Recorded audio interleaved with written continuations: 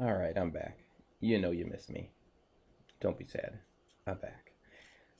So now let's go through the three equations that you should have found. One equation should be the volume equation of a cone, which is 1/3 pi times radius squared times h.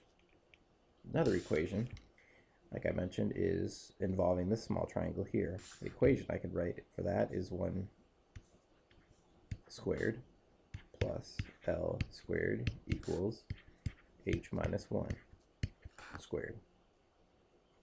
And the last equation is going to be relating this triangle to this small triangle. What's the relationship between these two? Well, if I look here, this angle right here is congruent.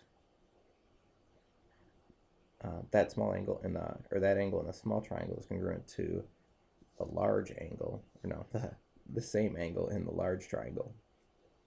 Because of that, because they're both right triangles, I have two angles that are congruent so that they are similar. So I can set up a proportion. So if I look at this small side in the large triangle, that corresponds to the short side in the small triangle, and the long side, the long leg of the large triangle corresponds to the long leg, or the short leg, the long leg, oh my gosh, really? Sorry, the long leg of the small triangle. That's harder to say than you think. All right. So now let me give you one tip, a couple tips, and then leave you with some challenging algebra for you to work out and see if we can get it. Now remember, I'm trying to find volume as a function of radius, which means that I need to write an equation with only radius as my input. This equation's pretty close. All I need to do is find h. So that's all you need to do is find h. That h equation only can have r in it. So for example, down here, I could find h by doing a cross multiplication to say that h equals r times L. But my issue is I need to find out what L is here. So now, can I use this second equation to do that?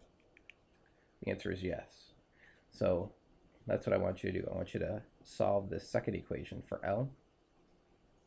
And then what I need you to do is find out what, substitute it in here and simplify it to find out what h is. Once you're there, you could substitute it back into the first equation and then simplify.